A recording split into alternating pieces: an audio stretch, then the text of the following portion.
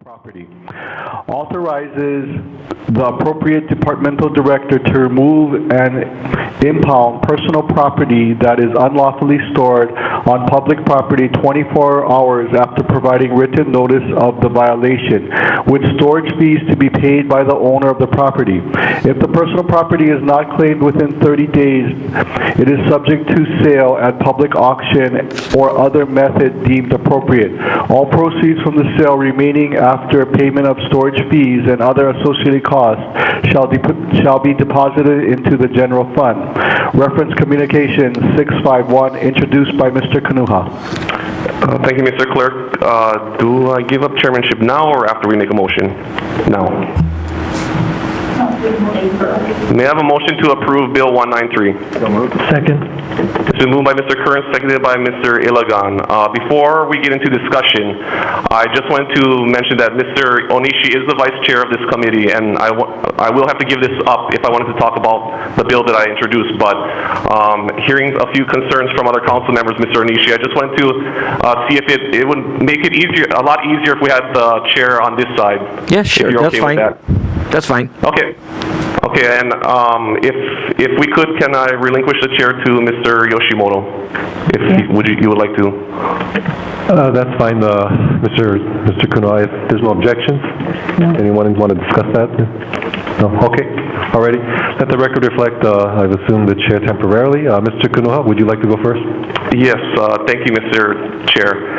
Just wanted to mahalo everybody for coming out and testifying on this bill. It's really important that we hear from everybody in the community, and I wish a lot more people did come out to testify, because I have been hearing a lot from our communities all over the island about what faces a lot of different problems here and there. So thank you very much. You know, this bill wasn't intended to focus specifically on the homeless. If we looked at the newspaper article previously last week, you know, it did focus specifically on the homeless, which was kind of disappointing to myself, because a lot of the problems that we're facing in our communities wasn't based off of the homeless, wasn't based off of a lot of the property being left on public spaces from just the homeless. There's a lot of people that have left their private property in public spaces. So it was a problem that we were having all over the county. It was a problem that I was faced with here in my district, especially a lot of the parks and areas that we had a hard time to deal with this problem. So I kind of take offense when it was specifically catered towards the homeless, and I apologize for all those who did seem to make it that it was specific to the homeless, even though that might be the perception. But Bill 193 focuses on the unauthorized storage of personal property on public property. It addresses the issue of personal property being stored on public lands that can create public health and safety hazards, and that adversely affects residential and commercial areas. It also oftentimes interferes with public access to public property, such as sidewalks, public parks, and possibly bus stops. As chair of the Public Works and Parks and Recreation Committee, I felt that County of Hawaii needs a way to help ensure that public property is safe and accessible to all members of the public for its intended use.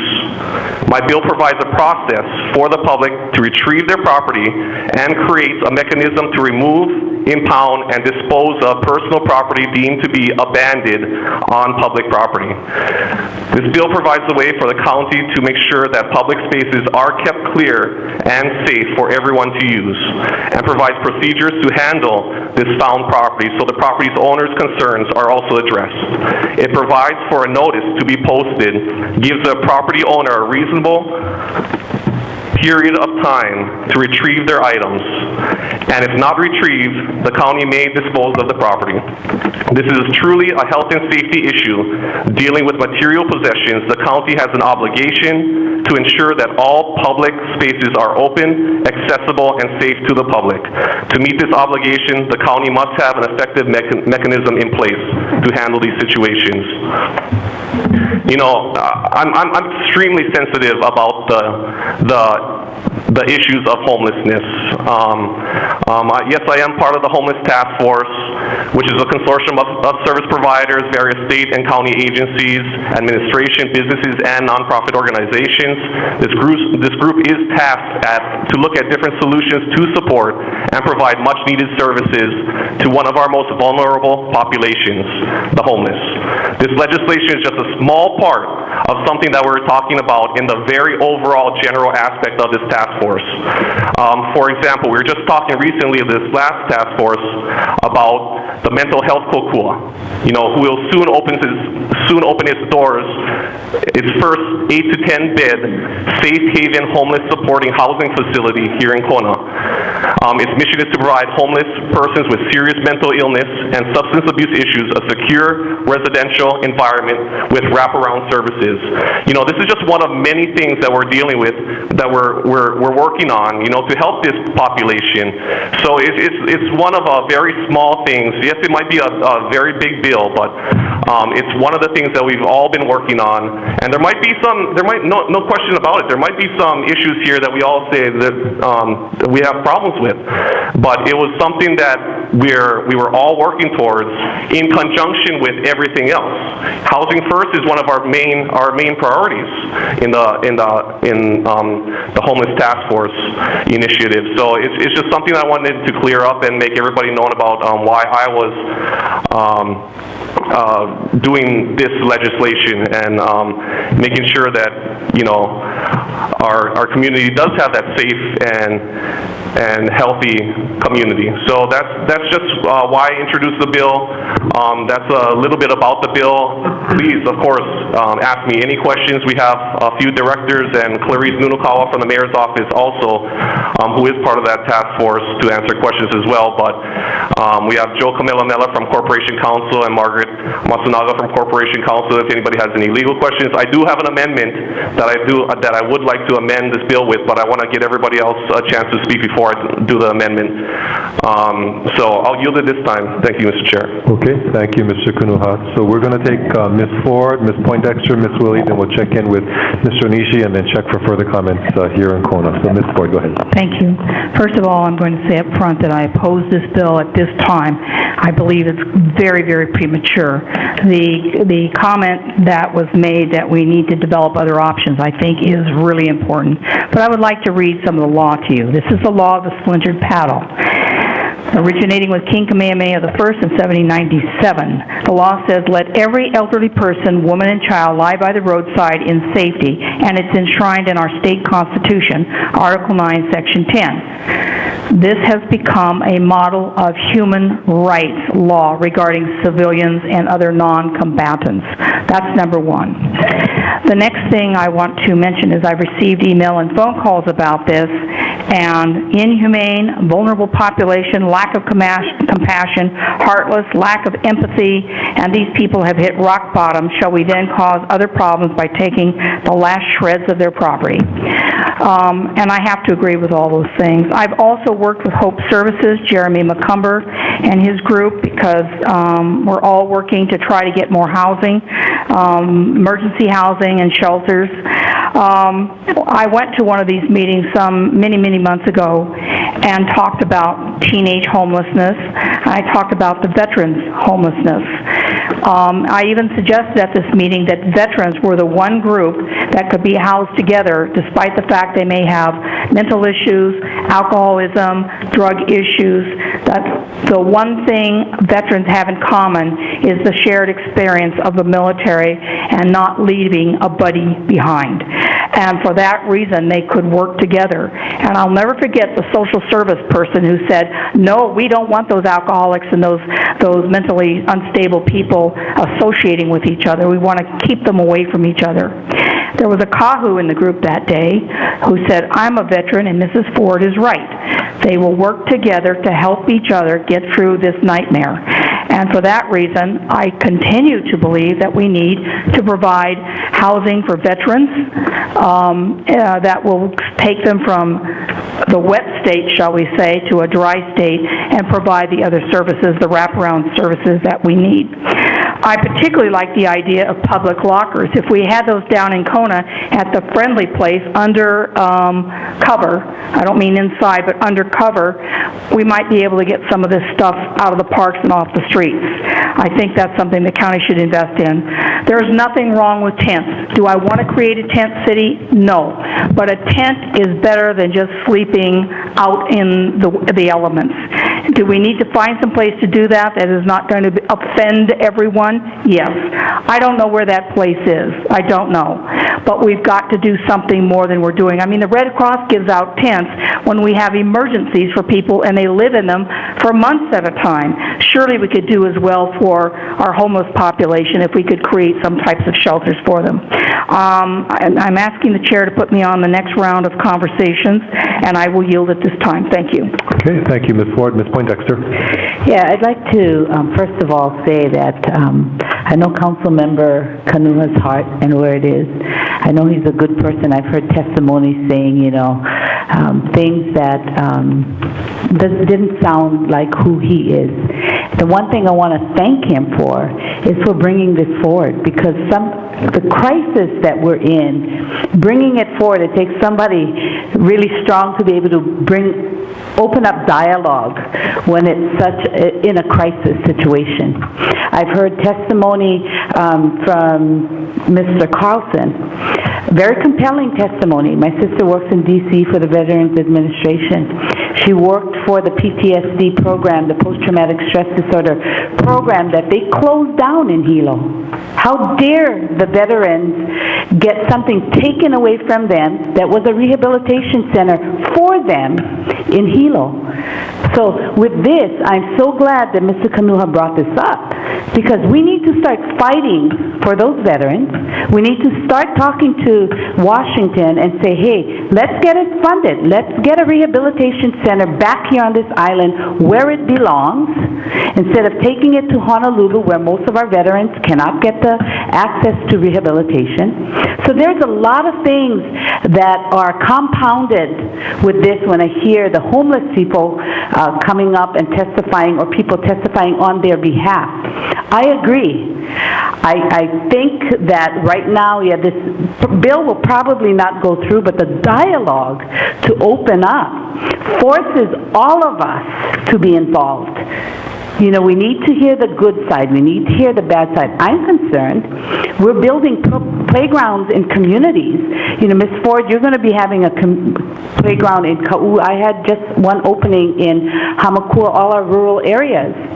The week after, I had pictures sent to me of some homeless people who were sleeping in the playground, on the benches, so our families and kids, for the safety for them, they didn't want to get into the playground. So I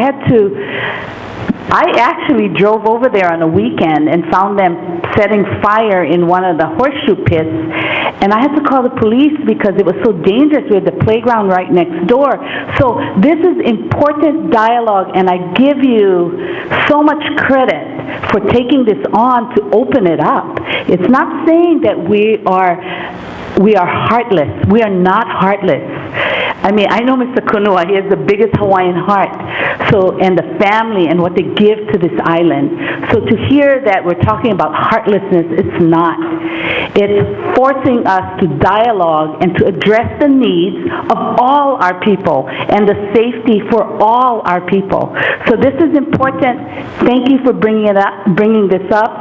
And I look forward to, even the council, or I don't know who's on the task force. I mean, Mr. Kanuha, you're on, getting Veterans Administration, holding them accountable to bringing some rehabilitation programs here. And as I looked on I just want to say one more thing, that President Obama had proposed increases on homeless assistance, which included like $1.6 billion for targeted homeless veteran programs, $2 billion for the homeless assistance grants for all homeless, $20 billion for tenant-based rental assistance programs. I mean, it goes on. And I think we need to start as a state, working with our state representatives or state agencies, Department of Health, to go after those block grants, to get them into our state so that it will help all of our people as well.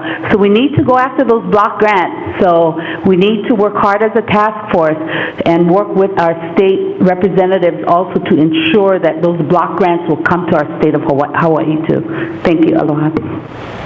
Thank you, Ms. Poindexter. Ms. Willie? Hi, thank you. And I'm not going to be able to support this at this time as it is. And I think that there is a complex number of issues here, and there are various legitimate rights in conflict, including, as Mr. Kanua said, the rights of those to use the property for its intended use. And I think what struck me in terms of testimony is sort of the timing on this. I'm always concerned. Well, let me just say, I think the feeling that one gets is that one's being punished for being poor and not knowing where to go and what to do. And so I do have a couple of questions for Councilmember Kanua, but I want to say things, one or two comments first. And that is, I'm really looking at what can we as a county do, and what is the appropriate timeline. I think we have to make sure we're providing options for people. I always say, if you're telling people they can't be someplace, they can't do something, they need to evacuate, you need to say where they're going to, where they have something provided for them. And my question has to do with the friendly place. I think Ms. Ford raised it. But my understanding that that is run by the Hope Services through Catholic Charities, and that it's located behind the Hawaiian Electric, and that the intent was to provide for homeless, such as the homeless, mail, storage, showers, emergency meals, access to phone, computers, those kind of things. And I don't know to what extent that is being provided. What it doesn't provide is where if those who are homeless right now, or any of us who could end up in that position, where we would go with our tent, or where we would go with our sleeping bag or our cart. So I just want to direct to you, what about the friendly place, and to what extent is that providing a resource, and where are the gaps in what it's providing? So I want to ask Mr. Kanua that. Okay, Thank you, Mr. Chair. It's a huge resource for that particular part of the community, and I'm not going to speak for the Friendly Place and Hope Services who runs it, but I think they're still in Hilo if you'd like to ask them a question as well. But it is a big resource that we have advocated for. Again, like a lot of the service providers, you know, they do a lot of advocacy work with those of, you know, the homeless people in the community, and they tell them where to go. They tell them, you know, that there's places out there, but there's certain things that they got to comply with if they do go to that place. Certain rules and regulations that they hold, you know, that are standard that they might not comply with completely. Okay, and is there storage units that are free and available to individuals there that would want to store items? I mean, what if is that available? I mean, we're sort of talking about, in theory, where people are storing private property on public property. So my thing is, we need to have an alternative place. People are using it for shelter. Okay. Okay, I see Mr. Arnett's come up here, so maybe he has something to add on that. Stephen Arnett, Office of Housing and Community Development Administrator. As you know, my division actually is the controls, maybe even control isn't the correct word. We are the ones who contract with Hope Services for the Friendly Place. We are in the process, as we speak, of trying to determine what additional services could or could not be available there. One of the problems that we have is there's only one shower at the Friendly Place. So if we have 100 people who want to take showers at the same time, it's not possible. The other problem that we have is that the emergency shelter at West Hawaii Emergency Shelter, which has 3 showers for women, 3 showers for men, as well as laundry facilities, is not open during the day. So we are looking at making changes in both of those facilities in some fashion to accommodate the homeless situation. There is a county task force that's headed up by Clarice Nanakawa of the mayor's office, also integrally involved in that, as is my division as well. The idea is to try and provide as many services at the Friendly Place as we possibly can. Right now, we're not seeing anything other than provisions for a breakfast, possibly a lunch. There's hardly any counseling going on. I will say that the dental van does sit there a couple of days a week where homeless people can access dental care. But we're not seeing, well, let me back up a square. We've done some preliminary calling to various other kinds of organizations that could potentially provide services there, and we've had an astounding response for people saying, we would love to be there. We would love to provide our services there. So we are now in the process of trying to determine what's the best way to accomplish that.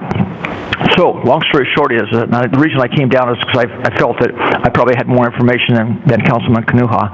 But I want to let people know, or at least let you folks know, that there is potential movement underfoot to increase the number of services that are available for homeless, whether it is mental health services, whether it's substance abuse services, or a combination of both. Those are the kinds of things that need to be provided to the homeless in order to make sure that we are giving them some kind of quality that we can provide. And almost all of these services will be available for free, and hopefully we can assume that these individuals will take advantage of the services that are available there. Thank you for that input. And I guess I think, for me, we need to address those issues first before we're dealing with the need to improve the availability of public property for its intended use. It's just balancing it in terms of time, and to the extent we can tie those together. I keep going back to looking at that figure, 8,000 people looking for some kind of like the rental unit, but how can we do this, and how can we do it in a way where we're not just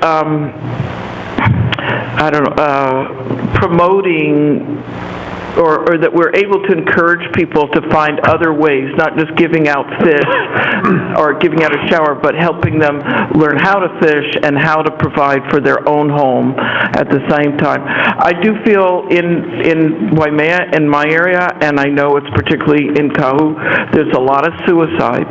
We're really on this island, and I think there was a mention of, I'll be finished in a sec, of veterans, and I just, for me, if I was out there and here's my knapsack, and then suddenly it's taken away and I have to pay for this, it just gets so overwhelming. And I think that, how do we address that? I think what you're working on, which I think I would like me and the council to be more informed, and how can we put this together with a package, so maybe we're taking the bags to another storage location and helping the person get there rather than seeming punitive. Thank you. I'll yield at this point. Thank you, Ms. Willie. We're going to check in with Mr. Onishi. Any comment, Mr. Onishi, at this time? Yes, thank you, Mr. Chair. Go ahead. Listening to discussion, as Mr. Kanuha had mentioned, it wasn't like targeting the homeless, but I think the focus right now, and everyone's talking, is about the homeless. So I had a question, and I wanted to bring up maybe Mr. Kamehameha and also with Ms. Matsunaga in Kona with Corp Council. Can you guys please come forward? Okay, Ms. Matsunaga is coming forward in Kona.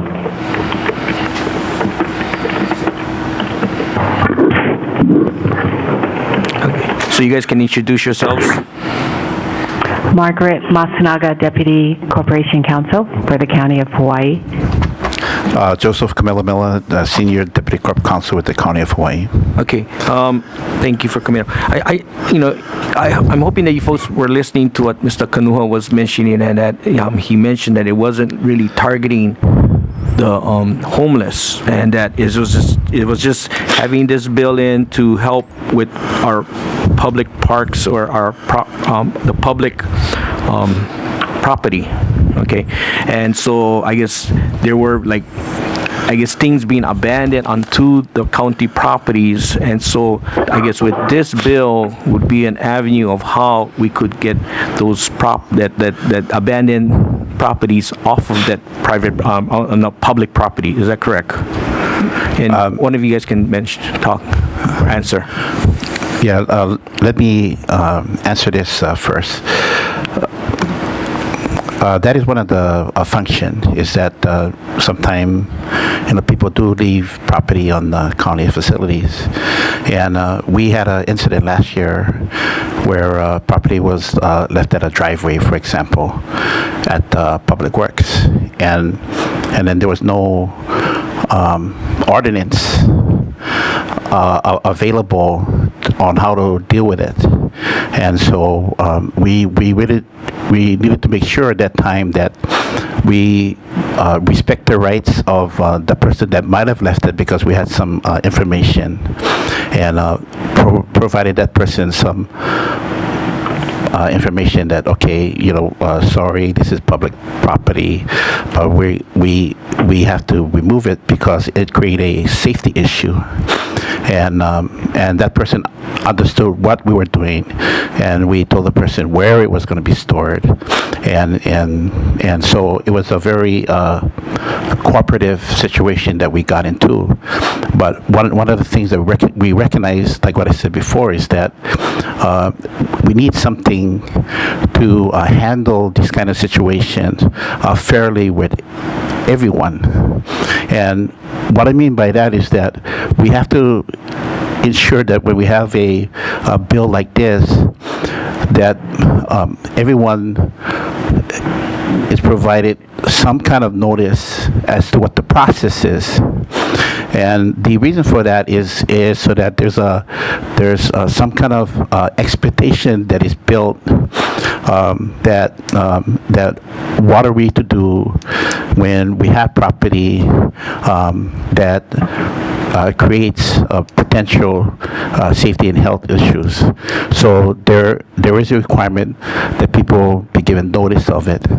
And the second thing is that we have to ensure that we just don't take away personal property without giving the person an opportunity, whoever owns it, to claim it and to provide some reasons why he needs it, and therefore it would be up to the directors first to kind of make a decision whether to return it or not, because each one of us have a Fourth Amendment rights to our property, so we have to make sure that those type of processes is built into the bill. So it's my understanding that one of the amendments that's going to be proposed is to include those kind of procedures that will satisfy the procedural due process and the Fourth Amendment guarantees that.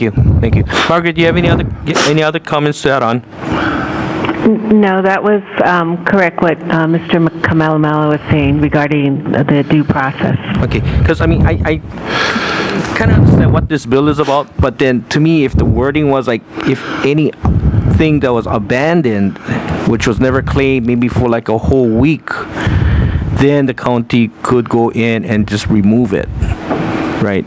That's after giving the notice. Well, no, but say if it's abandoned for a week, we don't have no clue whose one it is and so forth, then the county can come in and just, I guess, take it away, or take it down to the dump or whatever. Well, that's whatever one- the process is. Yes, that's one scenario. Yes, and so that's why I'm saying, if it's something like that where it's just like it's just something that's abandoned, where it's not being claimed for like over a week or so, or even like a month or whatever, then the county would have the authority to do that. And I think I would support something like that for now, and then see how that works. Because like I'm saying, the homeless is a different issue. And, you know, in Hilo, I've worked with Mr. McCumber when he was with County Housing, and we were trying to see what we could do. And that testified earlier that Miss Chin, yeah, she had a good idea to me, because when she mentioned about the lockers, and I figured, yeah, that might be it, where the county could work with a nonprofit to help maybe store some of their things, and you know, in having maybe the county through the GIA help providing funding for that resource. And so that could be an idea for the homeless. But to me, this bill, it's, I think, something different, like Mr. Kanu had mentioned, and all the discussion that I've been hearing right now is only about homeless, but I don't think that we should be, I think, tackling that right now. So if this bill would be amended where it just is like anything being abandoned for like X amount of time on a county property, then this is what the procedure is going to be, or the process is going to be. Thank you. Thank you, Mr. Onishi. We're going to transition back here. Mr. Kern. Thank you, Mr. Chair. Well, it's good to see people coming out and talking on the issue of homelessness and all the compassion that exists in the hearts of the residents we have here. It's amazing. I've read through this bill, and I guess the way that I think is it's very logical. I try to be, anyways, at least in my own mind, it's logical. You know, when I read the title of this, it's adding a new article relating to the unlawful storage of personal property on public property. The question is should it be legal to store personal property on public property, or should it be illegal to store personal property on public property? For any of us, in any economic range, any socioeconomics, should it be illegal to use public property to store personal belongings? That's the question. That's what this bill is. And I think it should be illegal to store personal property on public property. In my own opinion, it's public property. It's for everybody to use, and that's what it's there for. I think it gets taken outside to another scope when it's insinuated that people are going to be snatching people's backpacks and items. It's not like somebody leaves their stuff on the beach for a while and somebody's coming along and I'm going to confiscate your backpack and take it away. It's not going to happen. I mean, I'm sure there's going to be scenarios that have challenges, but there's a time frame in here. There's a reasonable time frame in here that would be applicable to everybody. And that's just how I have to look at it. This had something to do specifically with homeless, and we need to talk about that in a different way. But this is across the board, and in my mind, I don't think that we should be allowed to store our personal property on public property. If that's the case, maybe I should store surfboards and fins and diving gear at various beach parks so I don't have to carry my vehicle. Or what? I mean, it's just like, it just should be open. We should be able to, take care of our stuff, and it should be open for the community. I think the purpose is stated really well, that the public property should be readily accessible and available to residents and the public at large. The use of these areas for storage of personal property infringes with the rights of others to use the areas in which they are intended. And it goes on. So to me, that's the question. Should it be legal or illegal to store personal property on public property? I think it should be illegal. So I will support this. Thank you. Hey, thank you, Mr. Kern. Mr. Ilagan, did you want to speak on this? Go ahead. Thank you, Mr. Chair. And thank you, Councilmember Kanuha, for bringing this up and having the council have their discussion on it. I have some questions because this has been going through my mind back and forth. And I was listening to Mr. Kamehameha, and for any legislation to come up, there is a incident, there is a problem, and you are going on with that problem.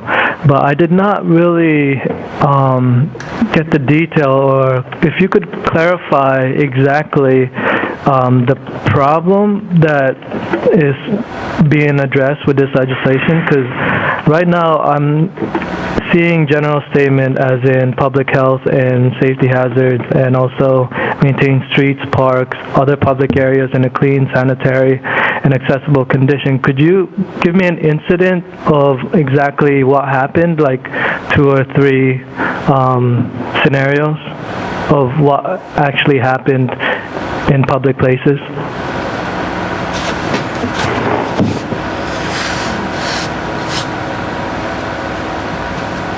Can anyone provide me that information? I can picture my own if I'm making stuff up in my mind right now. And could you actually tell me actual events? Hi, Councilman Elegania. Currently, we don't have any ordinances that really deal with what happens if personal property is on county property, like a driveway. You know, because sometimes we have a driveway that leads to a base yard, and that's why I had made reference to an incident last year, which actually it involved personal property being left on a driveway next to a base yard, which created some safety concerns by people at Public Works. And as I said it before, there was no ordinance which dealt with it, so we had handled it in a way that we made sure that when we did find the owner, which we did, we had notified the person that he couldn't store it here because this is public property, that we will remove it, which we did, but he had the opportunity later to get it back. It's my understanding that he did get some of his personal property back, because I do have some concerns that maybe some of these individuals who leave their property on county property, that that they should be given like their IDs back and things of that nature. So, Mr. Kamel. So that's how I became involved in looking at this bill, and also I'm also had the opportunity to read the ordinance that Honolulu had enacted. It's somewhat different from what we have, because ours only deal with personal properties. Okay, Mr. Milligan, you have the floor. I am understanding that there was personal property blocking driveway on the base yard. What personal property were they? Were they what is listed here, as in clothing, shelter, fixtures, structures, equipment, household items, bedrolls, blankets, sleeping bags? Were they that type of personal property? I wouldn't say that it included all of that, but from what I recall, that there was some personal items that was in some kind of cart, which took up space. But I think I have Brendan Gonzalez that can give more detail on it. Mr.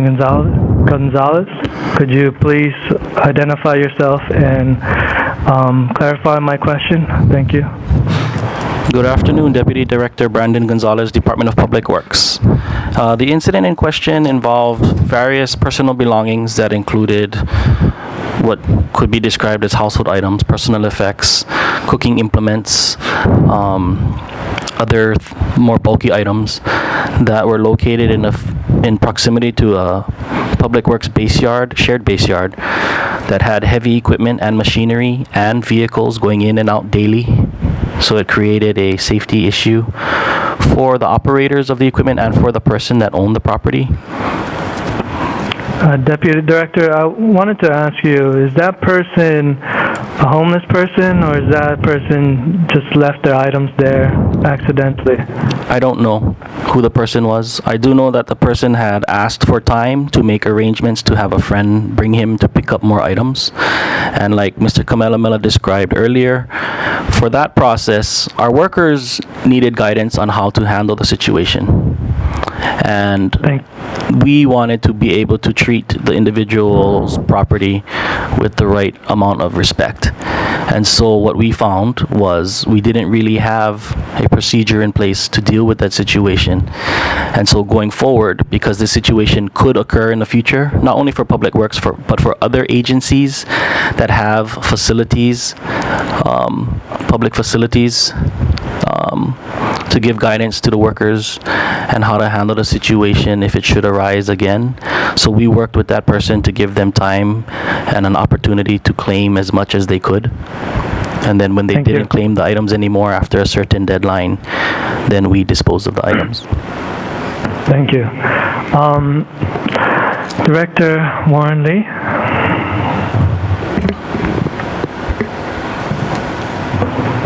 Good morning. Warren Lee, Director of Public Works. In addition to what Mr. Gonzalez mentioned relative to your question, Councilman Iligan, the person, I believe, was homeless at the particular base yard where he had his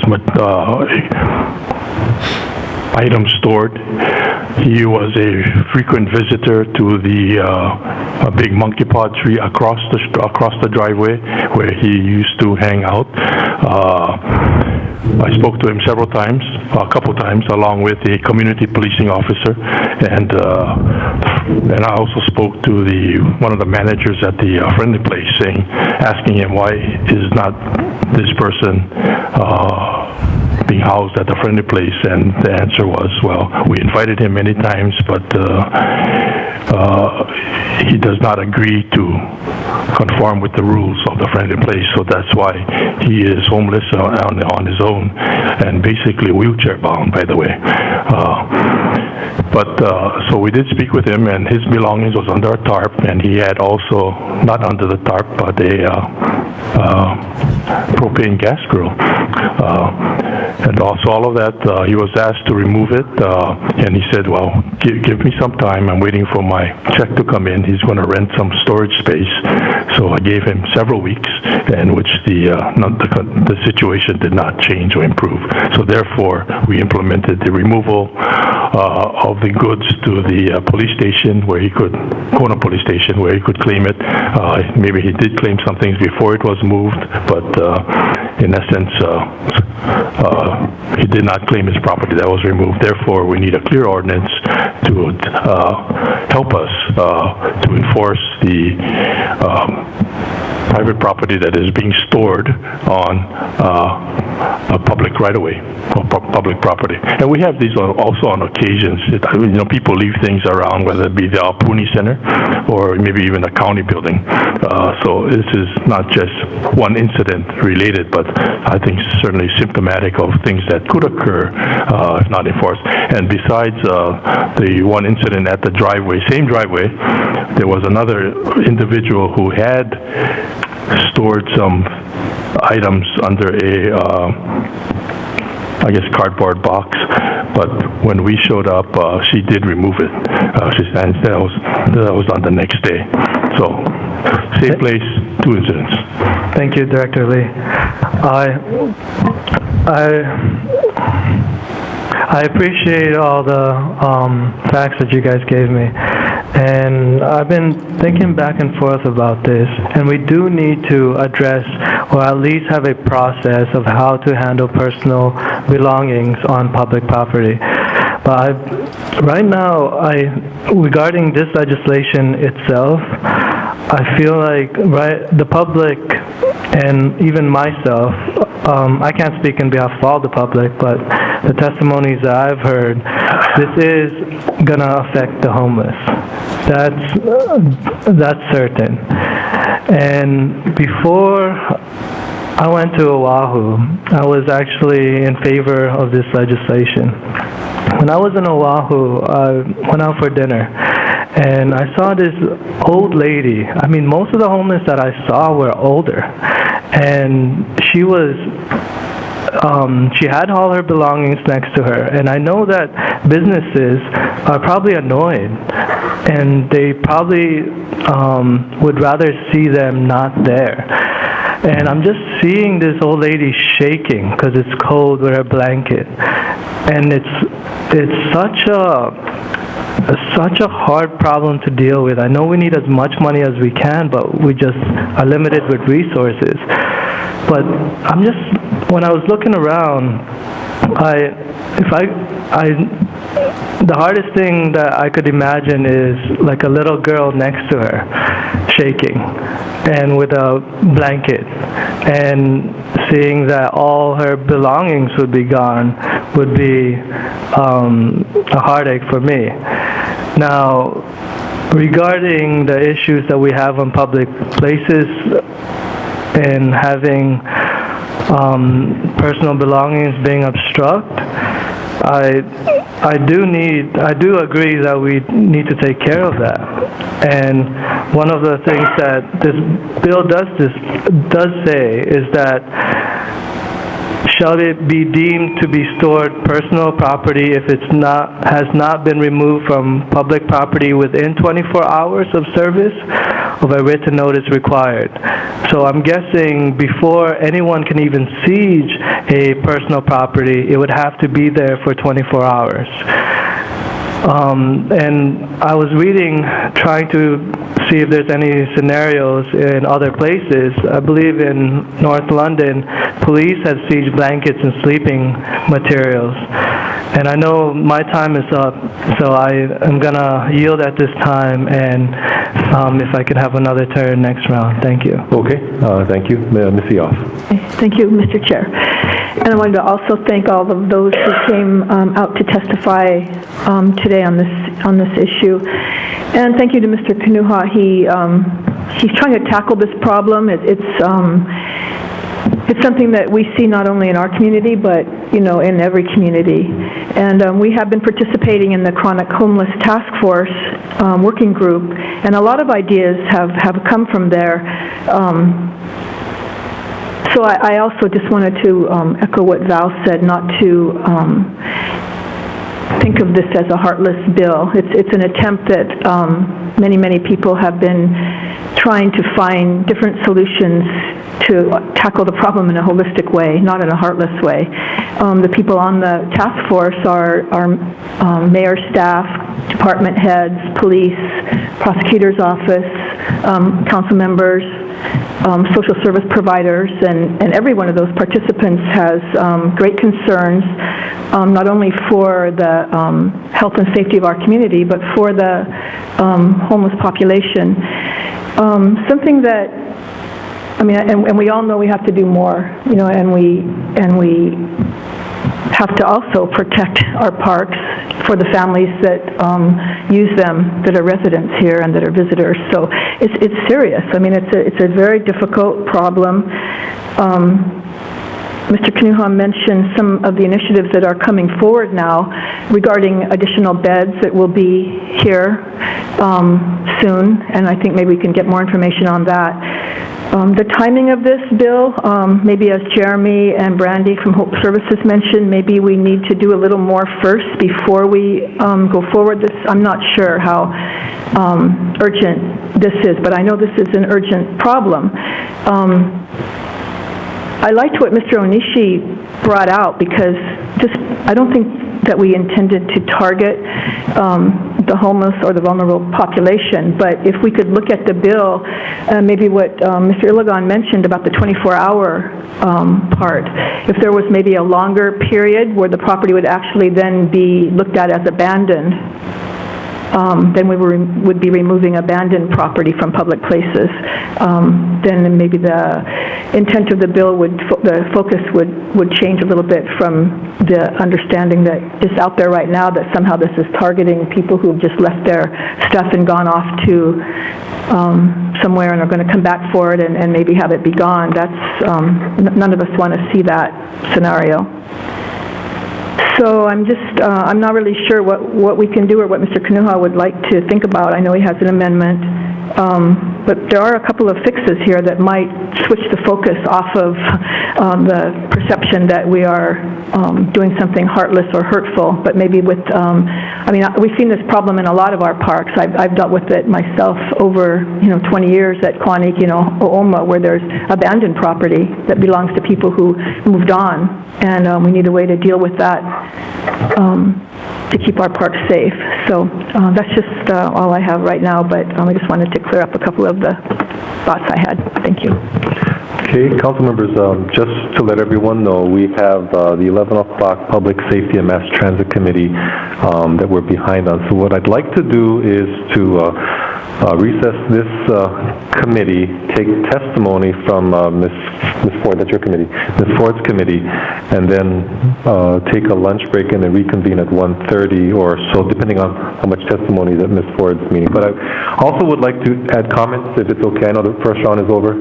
If that's okay, no objections? Okay. First reaction, Mr. Kunua, is I would define homelessness under this bill, and I would exempt them from any penalties or fines that make their life harder.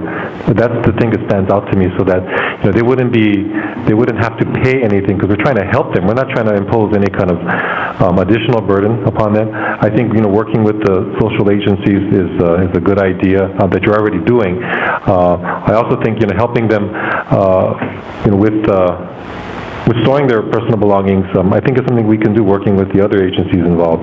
But as to the bill itself, as it's currently drafted, I think just exempt them, because they're already having a hard time as it is. So, and the county doesn't need to make it harder on them. So that's just the initial thought. Anyway, that's just food for thought. Hopefully that helps. I'd like to hear from other council members after we come back from the break. So in the meantime, I'm going to be calling a recess until, well, let's see. Yeah. Okay. Okay, so why don't we recess to at least 1:30? Of course, we'll make an announcement for people waiting at the other various sites. The plan right now is to recess until at least 1:30. However, that may change depending upon what happens with Ms. Ford's committee, but we'll be no earlier than 1:30. Okay, thank you. Recess.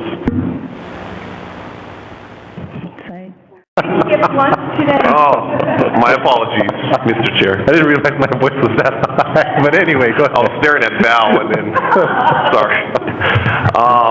Thank you. I just want to appreciate everybody's comments and concerns, and there's a lot of work to do if we still want to keep this bill, but I want to, for myself, I want to take it back to the task force and talk with a lot of the service providers and combine a lot of the comments that all the council members and the community had concerns about within this bill, and possibly amend it so that it doesn't have that perception that we are focusing on a certain group that we don't want to focus on. So because of that, I appreciate what everybody has to say, and for myself, I really like to postpone this to the call of the chair. Thank you. Second. Did somebody second that already? Seconded by Mr. Kern. I believe that was a motion. I'll accept that as a motion. So I'm sorry, Mr. Kuno, you still have the floor on the postponement? Yeah, I'd like to, again, go back and rework a lot of this, and hopefully I can have the support of the council in letting me be able to do that. So thank you. Okay, thank you. Any discussion on the postponement?